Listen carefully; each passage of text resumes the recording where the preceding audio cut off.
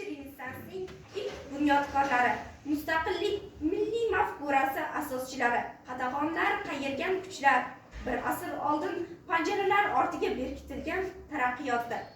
Xalq ma'naviyatini boyitish yo'lida olib borilgan kurashlar, milliy matbuot, adabiyot va teatrning odamlar tafakkurini oshirishdagi ahamiyati haqida asarlarda kuyunib yozgan, bu borada fidoyilik ko'rsatgan, oqibat qatag'onga uchraganlar haqida so'z borarkan, Qodiriy, Fitrat, Cho'lpon, Avloniy, Behbudiy siymolari ko'z oldimizga gavdalanadi. Ular o'z asarlarida ko'targan muammolar hamon bizning qarshimizda bo'y ko'rsatib turibdi. Biz hamon millatning uyg'onganlarning vazifasi degan chorlovga munosib javob qaytara olganimiz yo'q. Jadid adabiyot namoyandalari ruknida tayyorlangan kitoblarimizni o'qir ekan, kitobxon o'zini shu vatanning ongli fuqarosi, vatani va millati taqdiri uchun mas'ul inson sifatida namoyon qilishga o'zi jur'at topadi. Xulosa o'rinda aytish joizki, biz erishgan bugungi farovon hayot, mustaqil vatan, birdan bo'lgan xalq, osuda kunlar, qurbonlarsiz bunyodga kelmagan. Jadidchilarimizning buyuk namoyandasi Abdulla Qodiriyning moziga qarab ish ko'rmak xayrlidir degan iboratli jumlasini eslash kifoya.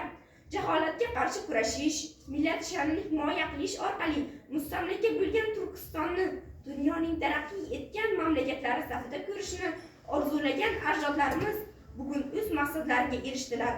Endilikda bizning bugungi kun egalarini zimmasida ajdodlarimiz asriy orzularini ro'yobga chiqarish, tinchlik hukmron bo'lgan zaminni asray olish, o'z intilishlari, islohotlardagi ishtiroki, tashabbuslar orqali yoshlarga kimlarningdir avlodi ekanligini anglatishday kuchli vazifa borligini unutmasligimiz darkor.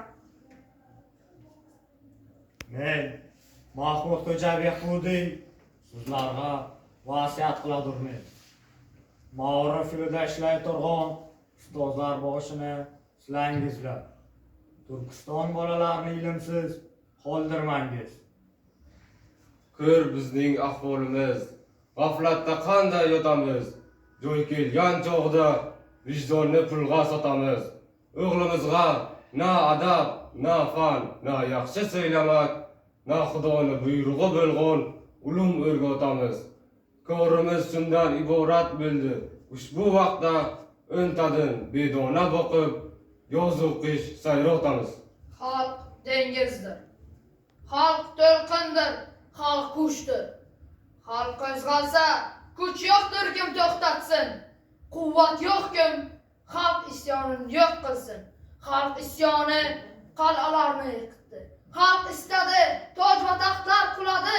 Xalq istagi ozod bo'lsin bu o'lka.